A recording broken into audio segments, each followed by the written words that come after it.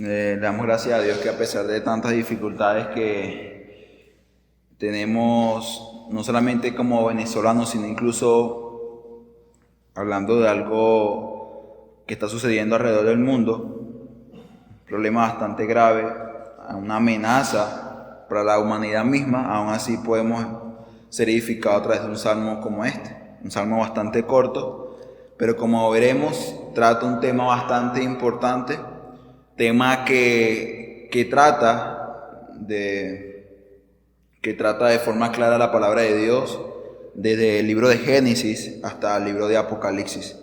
Y el día de hoy seremos nuevamente recordados acerca de este gran tema, y este tema es el de la alabanza hacia Jehová. Por eso leemos con la bendición del Padre, del Hijo y del Espíritu Santo, Salmo 117, dice la palabra del Señor: Alabad a Jehová, naciones todas, pueblos todos, alabadle, porque ha engrandecido sobre nosotros su misericordia, y la fidelidad de Jehová es para siempre. Aleluya. Oramos al Señor y le damos gracias, Señor Jesús. Damos gracias, oh Padre Santo, porque nos permites estar en este lugar reunidos en tu nombre, y porque sabemos y entendemos de que de manera global la iglesia universal, esa iglesia invisible, está reunida desde sus hogares buscando de tu presencia, buscando de tu comunión, buscando ser edificado a través de tu palabra, porque tu palabra no tiene restricción, no tiene barrera alguna, y por lo tanto tu palabra seguirá haciendo el trabajo que ha venido estando haciendo y que seguirá haciendo, porque tu palabra es viva, porque tu palabra es eficaz y verdadera. Permite, Señor, que a través de estos versículos nosotros podamos ser edificados como pueblo, como nación tuya. A ti, Señor, sea toda honra y gloria, hoy, mañana y siempre. Amén y amén. El Salmo 117 es un salmo que, si recordamos, es parte de esos salmos egipcios, salmos bastante importantes y conocidos por el pueblo de Israel. Son salmos que eran entonados, incluso hoy en día, todavía algunos de ellos lo son todavía, salmos entonados en las más importantes fiestas del pueblo de Israel. Y estos salmos, de forma clara, si no se ha dado cuenta, lo puede ver si los repasa, son salmos también conocidos como los salmos aleluya.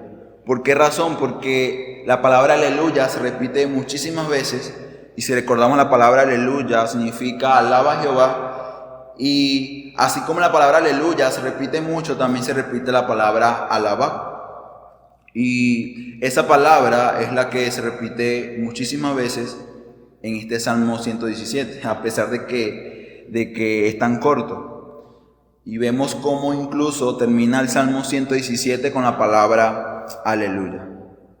Y como veremos, incluso quizás usted ya vio desde su casa o durante la semana cuando lo leyó, por darse cuenta de que ese es el énfasis que el salmista hace en tan corto salmo. Este salmo parece incluso una extensión del Salmo 116. Si recordamos, la semana pasada se expuso este Salmo 116, y en este Salmo 116 se veía el favor o la gracia de Dios para con su pueblo. Y vemos incluso que el salmista responde ante estas maravillosas gracias. ¿Y de qué manera responde? El salmista del Salmo 116 profesaba su amor para con Jehová. Incluso se lo dice en el versículo 1, amo a Jehová. Y comienza a explicar por qué lo ama, porque ha escuchado sus súplicas, porque Jehová es clemente, porque Jehová es misericordioso. ¿Y qué dice el salmista? Yo pagaré mis votos, yo voy a alabar a Jehová. Y eso es lo que el salmista del Salmo 117 también nos va a mostrar. El Salmo comienza con estas palabras y son bastante claras. Las palabras son: alabar a Jehová.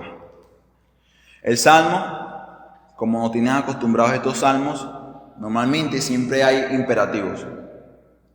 Y es bastante bueno que en un salmo haya imperativos, como también en muchos pasajes de la Biblia, porque a veces a nosotros se nos cuesta saber de alguna manera u otra cómo ese mensaje que ya se expuso, cómo ese pasaje de la Biblia incluso me habla a mí en el presente. Como se dijo una vez, la palabra del Señor siempre tendrá implicaciones. Solo que hay ciertos pasajes como este que de forma rápida y clara sabemos cuáles son esas implicaciones que debo llevar a cabo como cristiano en mi vida. Y en este caso es bastante claro: debes alabar a Jehová. Porque el salmista no pregunta si quieren alabar a Jehová, él simplemente dice esto, dice: alaba a Jehová, alabarle. Y ahí es cuando hacía referencia al comienzo de que en los salmos este énfasis de la alabanza a Jehová es bastante claro. Es bastante sencillo entender esto. Pero debemos darnos cuenta también de que la palabra en sí misma, desde que comienza hasta que termina, nos habla exactamente de esto, de que el hombre debe exaltar y glorificar el nombre de Dios. Incluso esta es una de las razones y los propósitos por el cual la palabra de Dios nos desglosa y nos habla de forma clara de los atributos de Dios y de quién es Dios. Porque cuando el hombre realmente entiende quién es Dios, entonces también entenderá por qué él debe alabarle. Por esa razón, el salmista dice: alaben a Jehová, debemos alabarlo. Pero quizá la pregunta sería: ¿pero quiénes van a alabar a Jehová? ¿Será nosotros los cristianos? ¿O será todas las naciones? ¿Será la creación misma, la naturaleza? ¿Serán los ángeles? Y esta pregunta de forma clara el salmista la responde. Porque él dice: deben alabar a Jehová. ¿Pero quiénes deben alabar a Jehová? El salmista dice: naciones todas, pueblos todos, alabarle. Él dice: ustedes naciones y pueblos deben alabar al Señor.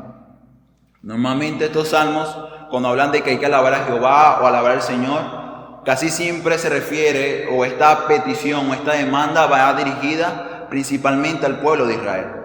¿Por qué razón? Porque el pueblo de Israel, principalmente ellos conocían a Dios y por lo tanto podían alabarle. Pero este Salmo 117, como otros salmos, nos muestran que el alcance de este imperativo, que es de la alabanza o de que debemos alabar a Jehová, se muestra que es universal. Porque aquí el salmista llama de manera universal a todos, tanto el pueblo de Israel como no, aquellos que no son el pueblo de Israel, tanto aquellos que se profesan la fe cristiana como los que no lo hacen, deben alabar al Señor. Y ese énfasis se muestra de forma clara. Si no, lea esto, mira lo que dice: naciones, está hablando en qué, en plural, no, habla de muchas, de una gran cantidad. Pero ese énfasis de plural lo recalca y lo repite nuevamente la palabra todas. Y es lo mismo que hace con la palabra pueblos. ¿Hablamos de qué pueblos? Hablamos de muchos, pero termina diciendo todos. O sea que nos dice que habla de muchos, pero que no es solamente muchos, o son muchas naciones o muchos pueblos los que deben alabar a Jehová, sino que deben ser todos. Habla no solamente de manera plural, sino también de una manera absoluta o completa. El salmista dice: no solo 2 naciones, 5 naciones, 6, 10 pueblos, no, deben ser todos los pueblos y todas las naciones. Nosotros entendemos y sabemos que Venezuela, ¿qué es? Es una nación, ¿verdad? Porque la palabra nación habla de un ente, entidad jurídica o política formada por un conjunto de habitantes. Y este país o estos habitantes están regidos bajo un mismo gobierno. Pero cuando hablamos de la palabra pueblo, hablamos de algo mucho más reducidos como una población pequeña. Por ejemplo, los Valles del Tuy, ¿qué son? Es un pueblo, ¿no? Incluso Teresa le llama el pueblo, una región bastante pequeña. Y lo que el salmista muestra a través de estas dos palabras de que toda la raza humana debe exaltar y debe glorificar el nombre del Señor. Esto es una demanda bastante clara y expuesta en la palabra del Señor. Pero la palabra del Señor nos dice que debemos exaltar y glorificar el nombre del Señor. Pero también sería algo dictatorial, como un dictador, ¿no? El que alguien venga a este lugar, o incluso una persona de manera insistente, le diga a usted y le pida que debe hacer algo. Y nosotros los hombres, cuando se nos demanda algo, siempre buscamos razones por las cuales debemos hacerlo. Te dicen, acomoda el cuarto, que tú preguntas por qué lo tengo que hacer. Haz esto o aquello y uno pregunta por qué lo tengo que hacer. Y realmente, si vemos esto a la luz de la palabra, nos daremos cuenta de que el ser humano, o aquel que es inferior a aquel que es mayor, no tiene ni siquiera el deber o la oportunidad de pedir razones por las cuales lo debe hacer. El esclavo nunca le preguntaba a su amo o a su señor por qué tenía que hacerlo, simplemente tenía que llevar a cabo la demanda de su señor. ¿Por qué razón? Porque el esclavo le pertenece ¿a quién? A su amo. Y él tenía el poder, el control absoluto y completo sobre esta persona. Es algo que no tiene sentido que alguien diga de que los padres deben darle siempre explicaciones a sus hijos por las cosas que hacen, cuando quizá los hijos nunca entenderían esto. O que los hijos, incluso a veces pensemos de que nuestros padres siempre deben darnos explicaciones. Porque quizás uno piensa y dice, si mi amo o mi padre o mi jefe me da las explicaciones y yo creo que es correcto, lo voy a hacer y así voy a obedecer entonces.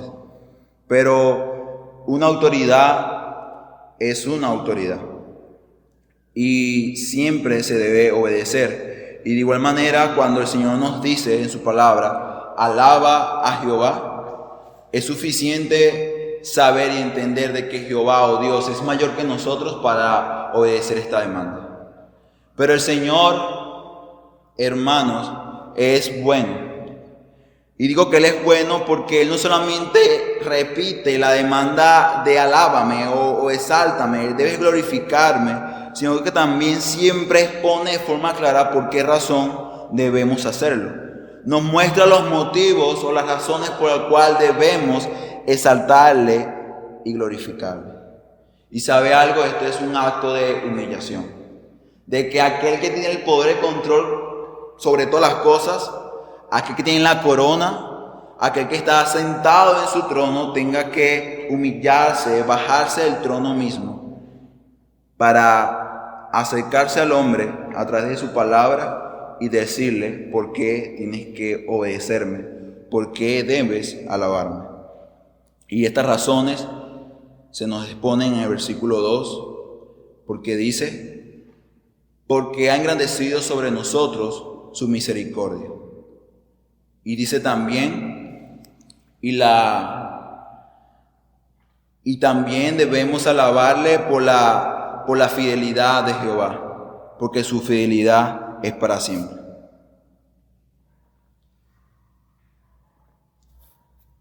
El versículo 2 nos presenta las razones por las cuales el hombre debe exaltar y glorificar el nombre de Él. Pero creo que se dé cuenta aquí de algo. Y fue algo que quizás no se puede ver a simple vista. La demanda del versículo 1 es global, ¿no? Toda la humanidad debe exaltar y glorificar el nombre de Jehová. No es solamente el pueblo de Israel, no, son todos los hombres. Pero el versículo 2, aunque habla de manera plural, porque el salmista se incluye en lo que dice en el versículo 2, porque él dice, porque ha engrandecido sobre nosotros, habla de nosotros, habla en plural, habla de muchos, de varias personas. A pesar de que él habla de manera plural, no habla de manera global. Algo que se hizo con respecto a la demanda de que se tenía que alabar a Jehová. ¿Y por qué digo esto? Vea que dice que debemos alabar a Jehová. ¿Por qué razón? Porque se ha engrandecido su misericordia. Esta palabra engrandecer nos habla de algo que crece o que aumenta de tamaño. Y exactamente eso es lo que sucede con la misericordia de Jehová. ¿Pero para quiénes? Para con su pueblo. Todos debemos saber y entender que la misericordia de Jehová es grande, que su misericordia es infinita, pero que no todos los hombres tienen la oportunidad de experimentar la infinita y la ilimitada misericordia de Jehová. Que no todos los hombres pueden decir, Señor, te voy a alabar porque se ha engrandecido para conmigo tu misericordia. Solamente el pueblo de Israel podía decir, Señor, tú de manera especial has derramado sobre nosotros tu misericordia, pero ha sido de manera abundante o de manera grande. Todos los hombres sabrán y entenderán, incluso usted o mi persona, podemos decir, Dios es misericordioso. Y no porque alguien me dijo, mira, Dios es misericordia, sino porque yo de manera personal, sin importar quién esté escuchando, lo que dice el salmista puede decir por experiencia propia, Dios es misericordia, Dios es amor. ¿Por qué razón? Bueno, hay muchas razones. Tengo vida, tengo salud, tengo hijos. Hay muchas razones para decir que Dios ha mostrado su misericordia para conmigo. Pero ojo, debemos entender de que esta misericordia ciertamente es buena, porque esto le muestra al hombre por qué razón debe alabarlo. Pero la palabra del Señor nos promete una gracia mucho más grande. Y esa gracia mucho más grande es la que de manera especial está experimentando el pueblo de Israel. Pregúntese por un momento, si otras naciones no eran eran sujetas o eran esclavizadas por otras. Muchísimas naciones cayeron en cierta esclavitud o persecución por otra nación. Pero la palabra de Dios nos muestra que solamente el pueblo de Israel, bajo la mano de Dios, fue libertado de una nación tan poderosa como la nación de Egipto. Eso es que misericordia. Eso es la poderosa y la grande misericordia de Dios que de manera especial solamente el pueblo de Israel experimentó. Y no solamente podemos ver ejemplos como este, sino muchísimos en el Antiguo Testamento, como de manera especial solamente el pueblo de Israel presenciaban la abundante e infinita misericordia y paciencia para con ellos. Y por esta razón era que el pueblo de Israel no tenía excusa alguna para no darle la debida honra y gloria que Jehová se merecía. Y es importante que nos demos cuenta de que el salmista se incluye aquí en el versículo 2, no con cualquier persona o con todos los hombres. Él se incluye es con el pueblo de Dios, con los hijos de Dios. Porque solamente ellos podrán decir, Señor, debo alabarte porque tu misericordia ha sido muchísimo más grande para con nosotros. O sea que el salmista nos presenta ya una razón por la cual debemos alabar el nombre de Jehová. ¿Por qué razón? Porque Dios ha engrandecido para con nosotros su misericordia. Pero también nos presenta la segunda razón o motivo por el cual debemos alabar el nombre de Jehová, o el nombre del Señor. Este motivo es porque Dios es fiel, pero es fiel para siempre. El pueblo de Dios también conocía y entendía de que Dios era fiel. Pero de manera particular, aquí dice de que Dios es fiel, pero dice que es para siempre. Y esta palabra fiel se conecta mucho con la palabra pacto. O si no, veamos los pactos que Dios hizo para con su pueblo. Dios hacía una alianza con su pueblo y que hacía el pueblo la rompía con su vida de rebeldía y desobediencia. El pueblo de Dios violaba el pacto. Pero a diferencia, Dios se mantenía agarrado, sujeto al pacto. ¿Pero por qué razón? ¿Por qué razón Dios se mantenía firme con su pacto, para con su pacto, si ya el pueblo de Israel ya lo había violentado? El Salmo nos dice, porque Él es fiel, pero esta fidelidad va a permanecer para siempre. Y esto exactamente es lo que le daba cierta confianza al pueblo de Israel. Ellos decían, somos rebeldes, somos desobedientes, pero Dios es misericordioso y Él seguirá siendo siempre fiel a lo que ha prometido. Dios había prometido estar con su pueblo, había prometido preservarla y guardarla, y ellos confiaban en esas promesas.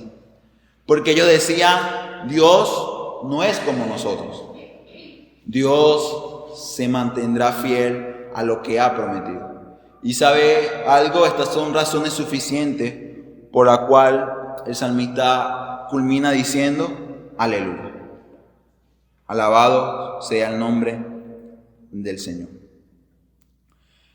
Estas demandas o estas palabras no son palabras vacías.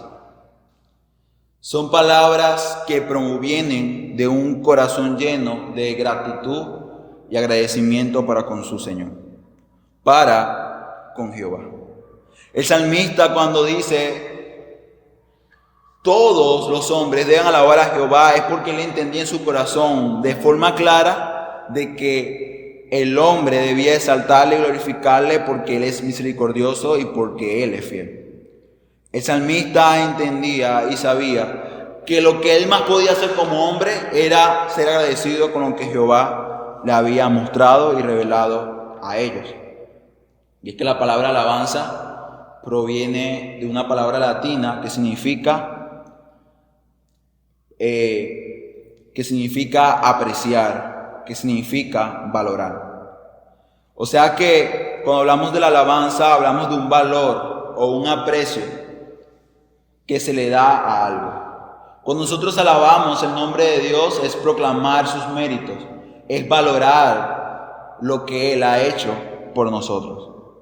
O sea de que sería algo tonto que nosotros demandemos alabanza y gloria a Dios, a alguien que no entendió en su corazón por qué debe alabarlo, o que incluso esa persona todavía no ha conocido realmente a Dios. Por eso es importante que nosotros tengamos siempre un deseo y un anhelo continuo por leer su palabra y por conocer cada día más y más sus abundantes gracias. El Señor nos presenta aquí en este salmo a nosotros una demanda que, si usted recuerda, se repite muchísimo en los salmos, y creo que cada salmo que leemos es un recordatorio de esta gran verdad.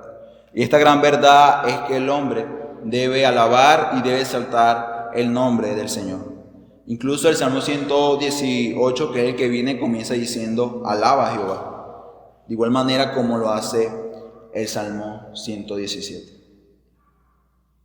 Debemos orar, debemos pedir al Señor de manera continua y constante de que nos dé corazones deseosos, corazones llenos de un deseo ardiente por exaltar y glorificar su nombre. Debemos pedir al Señor que dé corazones que quieran alabar y exaltar el nombre del Señor, no solamente en la iglesia local, no solamente un día viernes, por momento, no solamente un día martes, no solamente un día domingo. Que nuestros corazones tengan un deseo, un anhelo por exaltar el nombre del Señor en todo momento.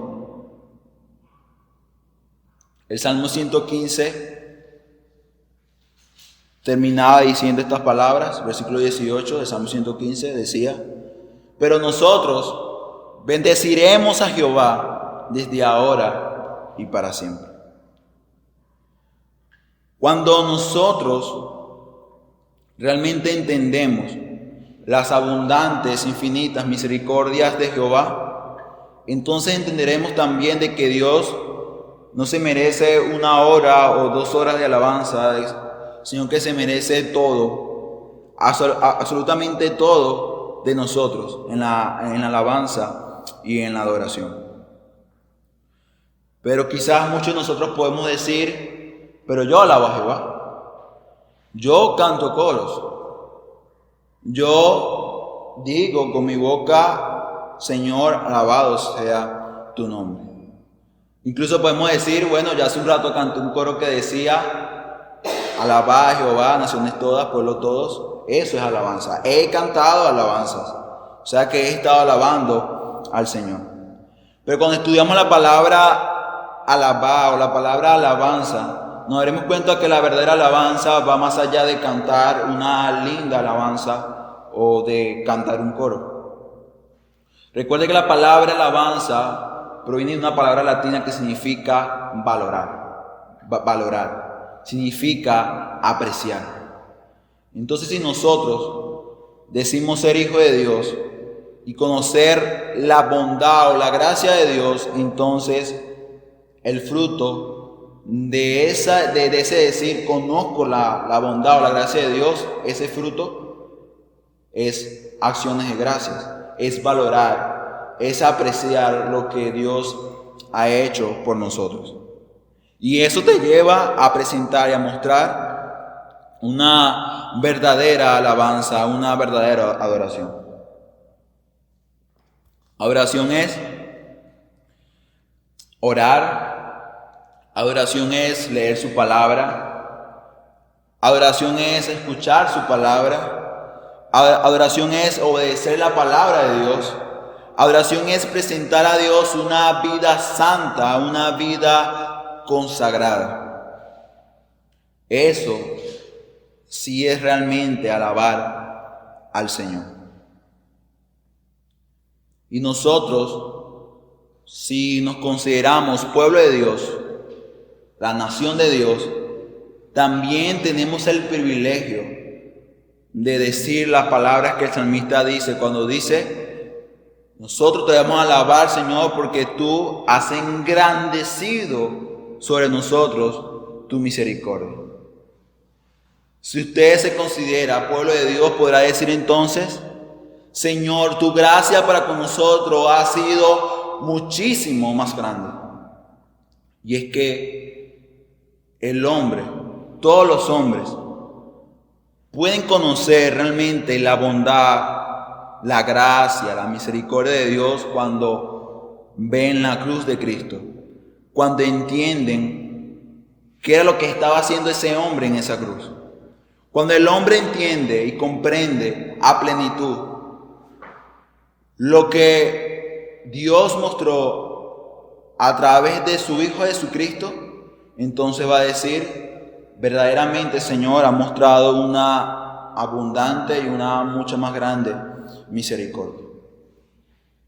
Recuerde que la palabra misericordia nos habla de alguien que ve la miseria de otro y como ve esa miseria, él busca ayudarle porque él lo puede hacer.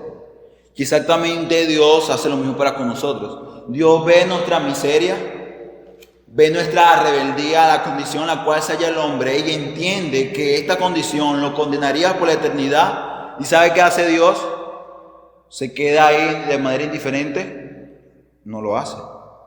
Él, desde la eternidad pasada, planificó un modo o un medio de salvación. Y ahí es cuando esa gracia y misericordia se vuelve muchísimo más grande. A esto nos referimos cuando algunos hombres, no todos, algunos hombres llegan a experimentar la gracia ilimitada de Dios. Cuando Dios alcanza la vida de un hombre por lo que Cristo hizo en la cruz del Calvario, llega a experimentar algo bastante bueno, un gran tesoro. Llega a experimentar la misericordia ilimitada de Dios. ¿Y sabe por qué es ilimitada? Porque esa misericordia no es solamente más grande, sino que es para siempre. Porque el hombre que conoce, y que todos los hombres la conocen de una u otra manera, la misericordia ilimitada de Dios, a pesar de que Dios lo sustenta diariamente, a pesar de que Dios le da salud, a pesar de que Dios le da trabajo, una buena familia, ese hombre muere y va a experimentar las consecuencias de su condición como pecador, va a experimentar el infierno. O sea que esa misericordia tiene un comienzo, pero también tiene un fin. Porque esta misericordia no va a salvar al hombre. La misericordia ilimitada, la misericordia que salva al hombre es la que se derrama a través de la cruz de Cristo. Esa misericordia sí salva al hombre y es ilimitada, está en todo momento, es para siempre. Esta misericordia la experimenta el pueblo de Dios, el cristiano, con vida y mucho después de la vida, o sea, después de que muere. Por lo tanto, nosotros podemos decir entonces: Señor, haz engrandecido sobre nosotros tu gracia y tu misericordia. Pero también, si nos consideramos pueblo de Dios, siervos de Dios, también vamos a decir: tu fidelidad, Jehová, es para siempre. El Señor, hermanos, es fiel. Y la misma esperanza que inspiraba en la audiencia de aquel entonces, o sea, el pueblo de Israel, también creo que debe ser la misma inspiración que debería producir en nosotros.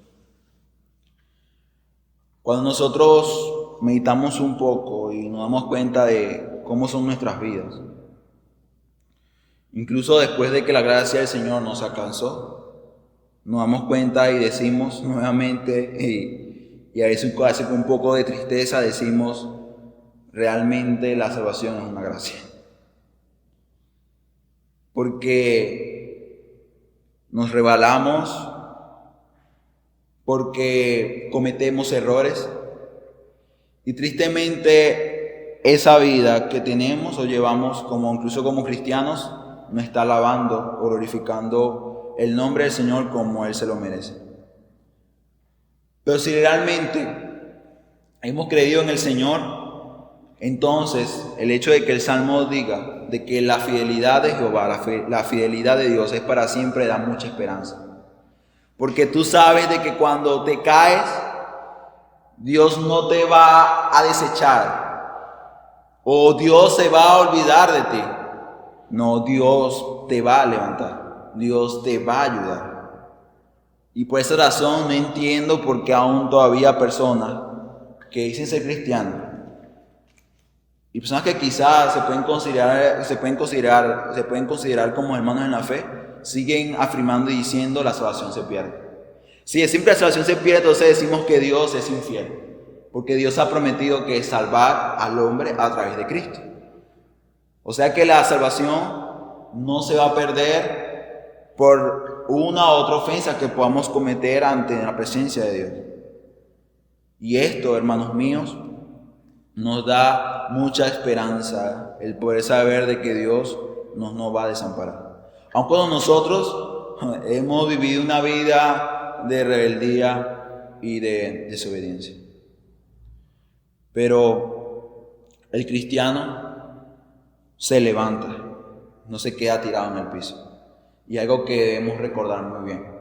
Incluso el libro de Primera de Juan nos recuerda y dice acerca de la práctica del pecado, de que el verdadero Hijo de Dios no practica el pecado. Él sí peca, pero no vive una vida de pecado. ¿Y sabe por qué no vive una vida de pecado? Porque el creyente o el verdadero cristiano sabe que ese pecado que él comete está ofendiendo a Dios. Y que por ese pecado él en otro tiempo, como dice Efesios capítulo 2, estaba condenado y era un hijo de ira. Y si él sabe y entiende ahora en Cristo de que ese pecado le ofende, él buscará no volver a caer en ese pecado. Porque su corazón, al ver la gracia de Dios y al experimentarla, ¿sabe qué dice ese corazón? Dice, aleluya, aleluya, aleluya. Dice, alabado sea el nombre del Señor, ahora y para siempre. Pidámosle al Señor que nos haga entender cada día más y más a través de su palabra, a través de un salmo, a través de primera o segunda o tercera de Juan, su abundante misericordia y gracia, y que vamos a crecer en este conocimiento para ser cada día más agradecidos para con nuestro gran Dios.